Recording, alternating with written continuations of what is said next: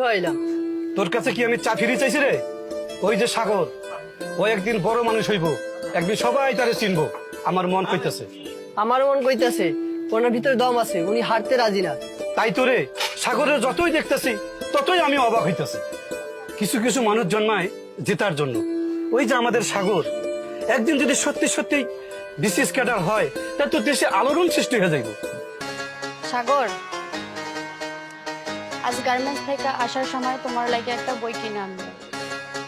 আচ্ছা ঠিক আছে, সবাই যদি আমার এইভাবে সাপোর্ট করে আমি একদিন ভালো কিছু করতে পারবো।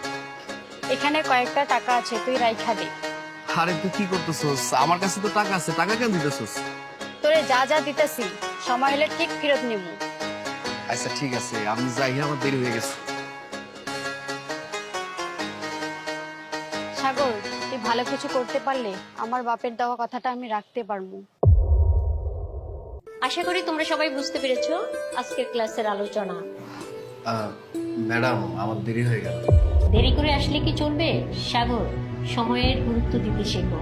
মনে রেখো, বিসিএস মানেই সময়, আর সময় মানে বিসিএস। ওই যে হকারটা আসছে, কি আশ্চর্য, বিসিএস দিবে।